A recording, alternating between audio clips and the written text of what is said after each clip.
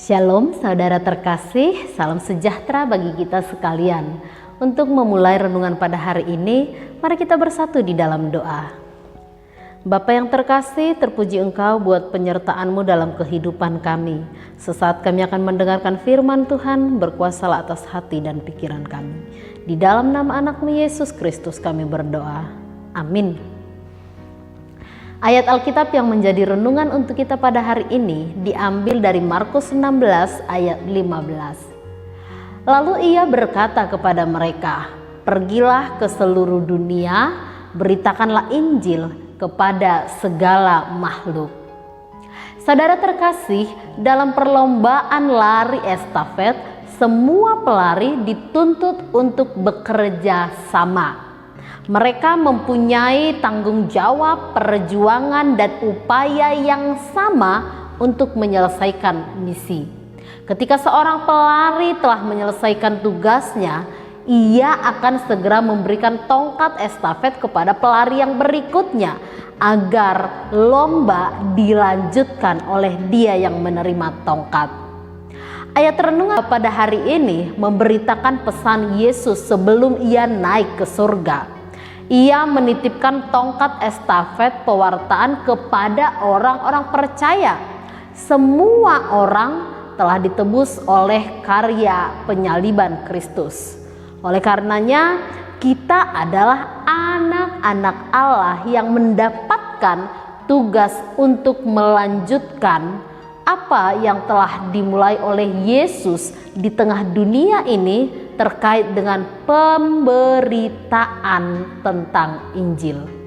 Kalau Yesus meminta kita untuk pergi, ini bukan berarti kita harus meninggalkan tempat tinggal kita.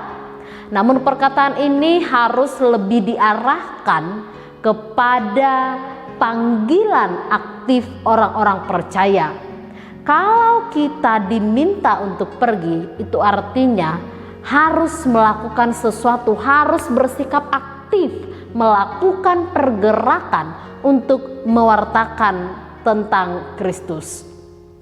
Orang percaya adalah orang yang aktif, bukan orang yang pasif, orang yang berkarya, orang yang melayani, orang yang menyaksikan berita suka yang dibawa oleh Kristus. Kita tidak perlu harus hidup nomaden atau berpindah-pindah untuk memberitakan Injil ke seluruh dunia. Tetapi di mana kamu tinggal, disitulah duniamu.